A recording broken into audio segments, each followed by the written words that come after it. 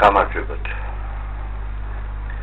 მე დღეს მინდა გელაპარაკოთ სამუშაო მაგიდაზე არსებულ 4 მენიუზე. თითოეულზე ცალ-ცალკე. ერთი მენიუ არის ხატულების მენიუ, მეორე არის ცარიელი ეკრანის მენიუ, მესამე სწრაფი გაშვების პანელის მენიუ და სტარტ მენიუ. დავიწყოთ ხატულების მენიუში. მარჯვენა კლიკით შევდივართ ხატულის მენიუში. აქ არის პუნქტი Add Grid. აქ არის პუნქტი გვაჩვენოს არა როგორც ფაილი, არამედ როგორც ტექსტი. ეს პრავადნიკი ყველა მეცის რაც არის. აქ არის პუნქტი დავამატოთ თუ არა არქივს. არის პუნქტი ამოარქივება და აქ არის კიდევ პუნქტი რომელიღაც პროგრამის, რომელიც გვეუბნება, რომ იმ პროგრამის არქივში დავამატოთ ჩვენი ხატულა. ეს პუნქტი გვეუბნება ჩვენი პროგრამა, რომელსაც ეს ხატულა ეკუთვნის, რომელი პროგრამით გავხსნათ. ჩვენი ფაილი უბრალოდ ამით თუ ამით. ჩვენ ამით შეგვიძლია კიდევ ავირჩიოთ პროგრამა, რომლით გავხსნათ აი ამ ჩამონათვალში. მე ავირჩიე ახლა არქივატორით გახსნა და არქივატორმა გახსნა ეს. შემდეგი რა არის? არის სადღაც გავგზავნოთ ფაილი. შეგვიძლია Skype-ით გავაკეთოთ, TeamViewer-ით გავაკეთოთ. შეგვიძლია გავგზავნოთ დოკუმენტებში, სამუშაო მაგიდაზე ისედაც იმყოფება. და შეგვიძლია გავგზავნოთ zip პაპკაში. ეს პუნქტი ეკუთვნის ამოჭრას. ჩვენ თუ აი ამ პუნქტს მივუთითებთ ფაილისას და სხვა ადგილზე გადავიდანთ და მივცემთ სტავით, აქედან გაქრება ეს ფაილი და აღმოჩნდება იქ, სადაც მივეცით სტავით. თუ კი ჩვენ მივცემთ აი ამ პუნქტს, მაშინ იმ ადგილზეც იქნება და ამ ადგილზეც დარჩება. აქ არის საზდა დიარლიკ. ამის იარლიკი რო შევქმნათ, აი მაგალითად დავაკლიკებ.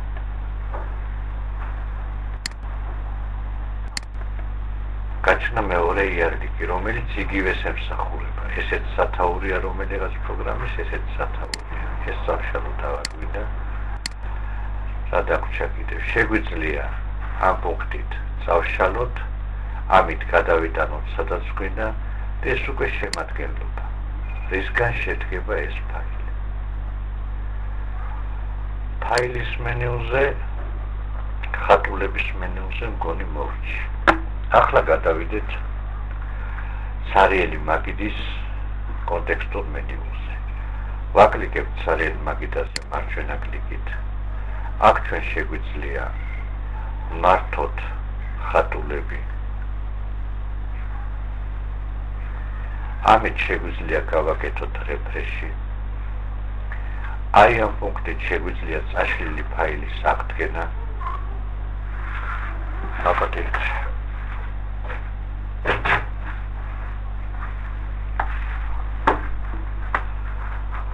ამით შეგვიძლია სინქრონიზაცია.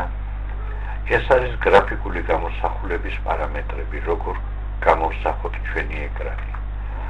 აი ეს არის პარამეტრები, რომლებიც განაგებენ ეკრანის მდგომარეობას, როგორ ვაჩვენოთ მთლიან ეკრანზე.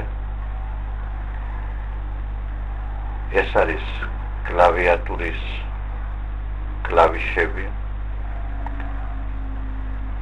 აი ეს არის პავაროტი 90 გრადუსით, 180 გრადუსით, 270 გრადუსით. ეს ადრეც ვილაპარაკი, ამით შეგვიძლია შევქმნათ ჩვენ ნებისმიერი ხატულა. დავარქვათ ჩვენი სახელი. ჩვენი საკუთარი სახელი დავარქვათ ნებისმიერ ხატულას.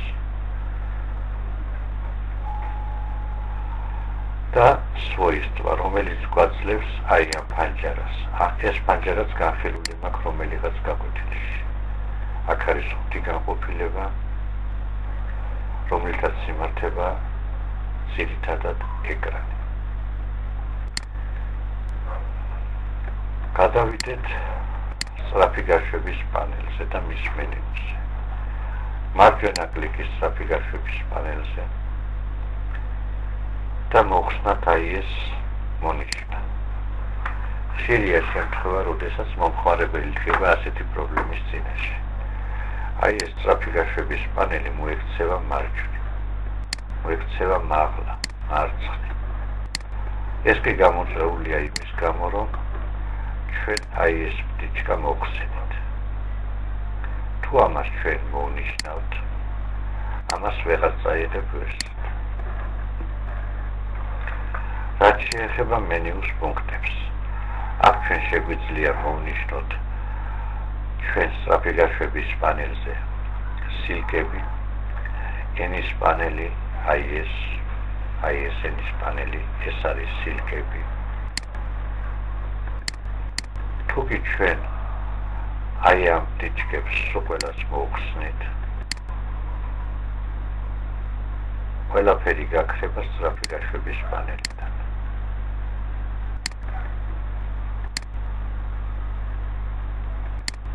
როგორც ხედავთ, ყველაფერი გაქრება. ახლა რაც აუცილებელია ის დავაბრუნოთ, ჩვენ დავაბრუნოთ ენის პანელი. ენის პანელი გაჩნდა.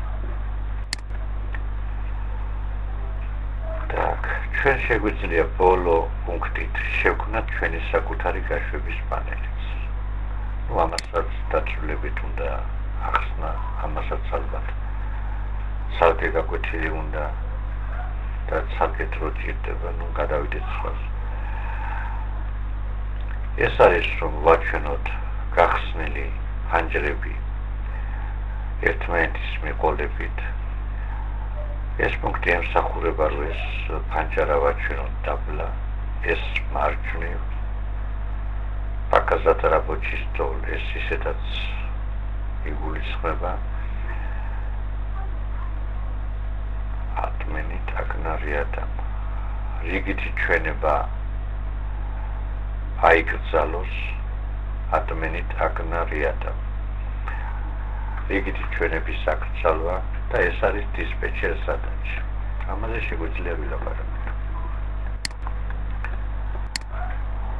დისპეჩერ სადაჩა ეს არის დაგეგმვა რაღაცა ბრძანების. აი მაგალითად ჩვენ გვინდა რომ რაღაც დროის განმავლობაში გარკვეული დრო რომ შესრულდება გაიხსნას რომელიღაც პროგრამა. ჩვენ შეგვიძლია ამით დავგეგმოთ.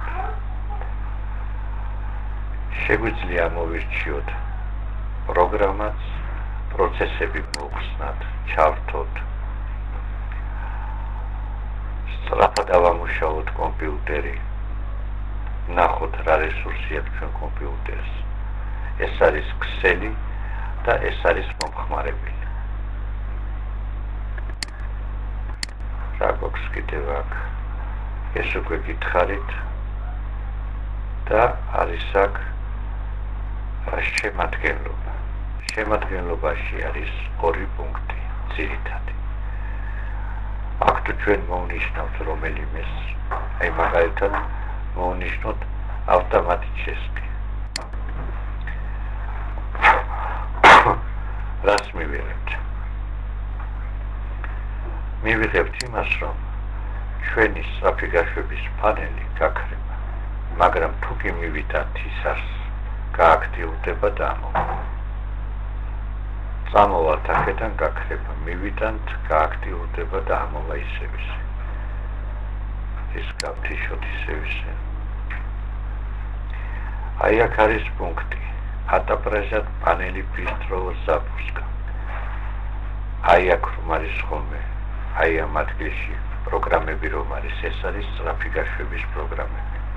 თუ ავღნიშნავთ, გამოჩნდება ის პროგრამები. როგორც ხედავთ, გამოჩნდა ეს პროგრამები. ისე ჯობია რომ ეს პროგრამები იყოს ასე გამოჩენილ მდგომარეობაში. გადავიდეთ Start menu-ში. აქ ჩვენ შეგვიძლია აი ეს მენიუ ინტერფეისი შევცვალოთ ამ მენიუში. ახლა როგორც ხედავთ არის ორი სვეტი, ერთი თეთრი სვეტი, მეორე ლურჯი სვეტი. ეს არის ჩვეულებრივი XP-ის ჩვეულებრივი Start menu. მაგრამ ჩვენ შეგვიძლია გადავიყვანოთ ეს კლასიკურ მენიუზე. ახლა ვნახოთ რა მივიღეთ. არ გადასულა როგორც ჩანს. აი ბატონო. მივიღეთ მხოლოდ ერთი სვეტი, რომელიც ძველ Windows-ებს ჰქონდათ ხოლმე. აი ასეთი Start menu ჰქონდათ ადრე. მოდი ჩვენ დავაბრუნოთ ჩვენი მენიუ, რასაც მიჩვეულები ვართ.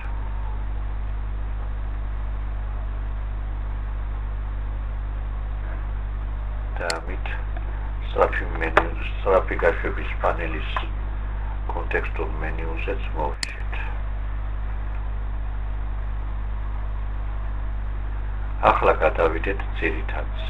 ეს არის Start menu და მისი პუნქტები.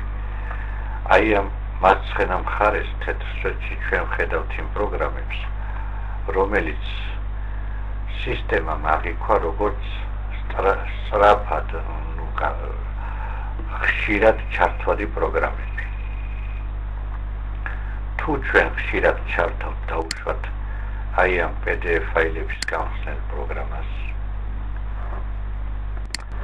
დავინახავთ, რომ სისტემა აი ამ ხატულას აქ დაგვიხატავს, რომელი პროგრამაც ხშირად ერთება ჩვენ კომპიუტერში, ავტომატურად ისინი განლაგდებიან ამ სვეტში.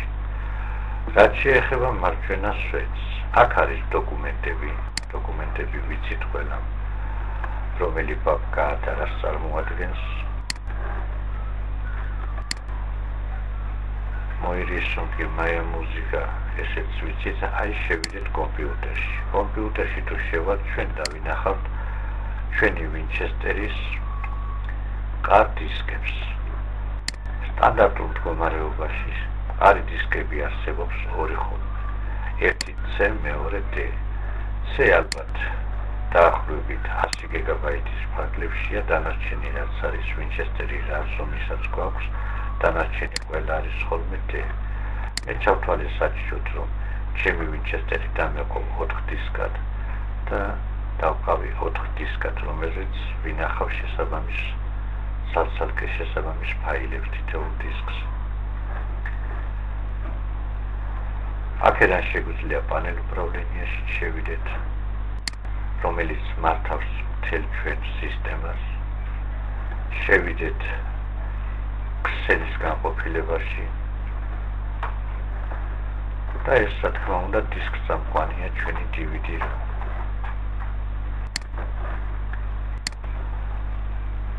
კომპიუტერში ვიყავით. ამით ჩვენ შეგვიძლია შევქმნათ ინტერნეტ ქსელი, ამით და აი ამით. ახლა აი აქ თუ შევალ, აქ ჩანს ხატულა, რომელიც აღნიშნავს, რომ მე საერთო ქსელში ვარ ჩართული და ჩემი ინტერნეტი ჩართულია. შემიძლია მე საერთო ქსელიდან გამოვიდე, გავაუქმო, შევქმნა ჩემი დამაშნის საკუთარი ქსელი და ამ საკუთარ ქსელში ჩავთო რამოდენიმე კომპიუტერი.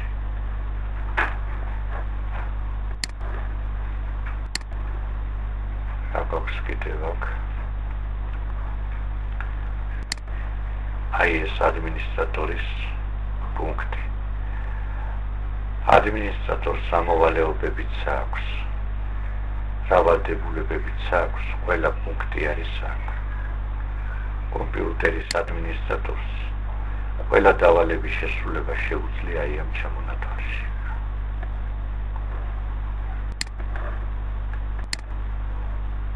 ეს ვნახეთ უკვე. ეს არის პუნქტი, როდესაც ჩვენ ამ პუნქტს ვიყენებთ მაშინ ჩვენ, როცა პრინტერის დაყენება გვინდა. თუ ერთი პრინტერი გვიყენია და მეორეს დაყენება გვინდა, მაშინაც ისევე ეს პუნქტი დაგჭირდება, აი აქ წერია პირველივე უстановკა პრინტერა. შეიძლება ერთ კომპიუტერზე დადგეს 10 პრინტერი და 10-ვე კარგად იმუშაოს. ისე რომ ჩვენი სისტემა არ დასუსტდეს და არ გაჭედოს. ბოლო პუნქტი აქ გვაქვს. არა, დაგვრჩეს poisk. ეს პუნქტი ემსახურება ჩვენ სისტემაში ფაილების და პროგრამების მოძებნას. თუ ჩვენ მიახლოებით ჩავწერთ პროგრამის სახელს ან ფაილის სახელს, მივცემთ აი ამ ნაიტის ჩვენი პატარა ცუგაგვიპოვის ყველა ფაილს, რომელსაც ჩვენ ვეძებთ. და აქ მივუთითებთ იმ დისკებს, რომელზეც შეიძლება რომ ეს ფაილი იმყოფებოდეს, თუნდაც პროგრამა.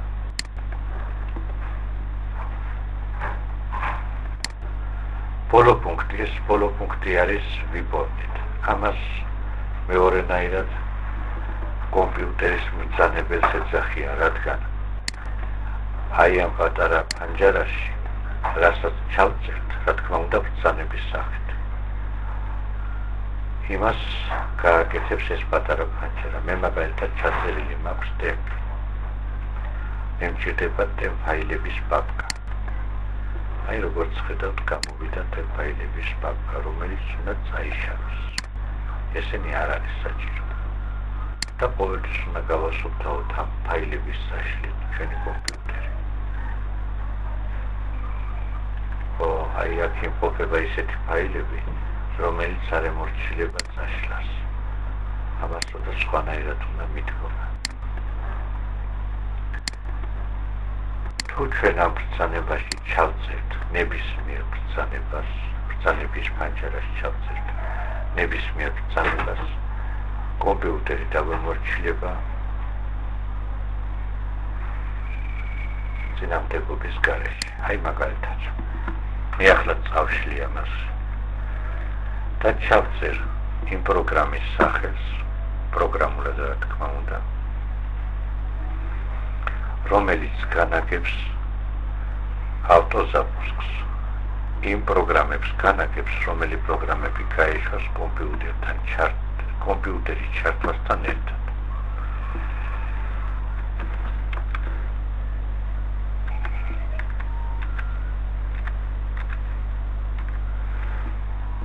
ჩავწერებ ბრძანება ავტოზაგროსკის პანჯარა მანახოს ამ პატარა პანჯარა. მივეცი ოკეი.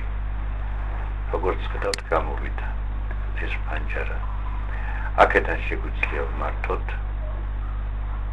კომპიუტერის სლუჟბი, სამსახურები. ასე ითარგმნება სამსახურები. ის სერვისები, ასე ვთქვათ. აქედან შეგვიძლია ვმართოთ ყველა სერვისი. შეგვიძლია ვმართოთ ძირითადი ბირთვი, დრაივერები, გამშვები ფაილი. აი ეს არის ავტოზაგროსკა. აქ თუ აი ამ ჩემი კომპიუტერი ამჟამად რომ ირთვება, აი ესენი ყველა ირთვება იმასთან ერთად. თუ მე აქედან მოვაცლებ ტიჩკას, მაშინ კომპიუტერის ჩართვისას ესენი აღარ ჩაირთვებიან და ჯობია მოვაშორო, რომ უფრო იოლად და ადვილად ჩაირთვოს კომპიუტერი.